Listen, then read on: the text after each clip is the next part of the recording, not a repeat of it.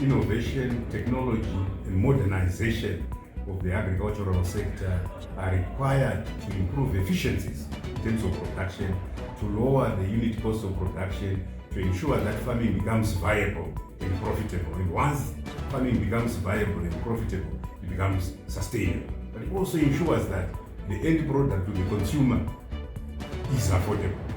So that is why we need modernization at every level of the agricultural value chain, from the pricing of the finance, so that the interest rates are appropriate for the risks that you face in the agricultural sector, that inputs are available on time, that you are able to reduce the cost of production, that you are able to reduce the cost of logistics, transport, etc., that you are able to reduce the cost of the market. So it's the entire value chain that you need to innovate in order to reduce the cost and ultimately lower the price at household level. Well, the target beneficiaries for the rural areas are 3 million.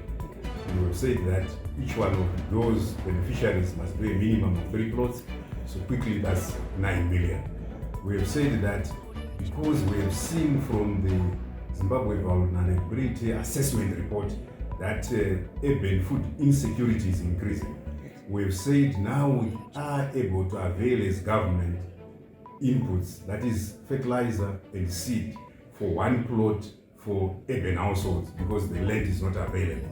So it is what we call a transient urban cultivation that they'll be involved in. So 3.5 million beneficiaries, and we are looking to do 9.5 million plots. As of today, they had done about 1.7 million plots. So therefore the gap is large, which is why we have this strategic retreat to say, how do we close this gap by 31st October? So by the end of this week, we will have all the answers to that. And also stability in terms of water and power supply in order to power this transformation that we are doing in agriculture, so that agriculture does not just generate food, but also becomes a means for employment, upliftment of livelihoods as we journey towards 2030. Date, we have about 35,000 metric tons that has been moved from suppliers in terms of fertilizers, just over 5,000 metric tons of seed moved into GMB depots. And very shortly we'll be accelerating the distribution towards, and we'll put distribution committees in the local areas. So we think that by the 31st of October, most households will have done a minimum of 3 plots, which enable them to qualify for accessing these inputs. Date, we have about 35,000 metric tons that has been moved from suppliers in terms of fertilizers, just over 5,000 metric tons of seed moved into GMB depots.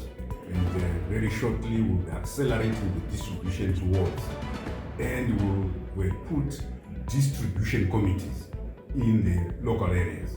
So we think that by the 31st of October, most households will have done a minimum of 3 plots, which enable them to qualify for accessing these inputs.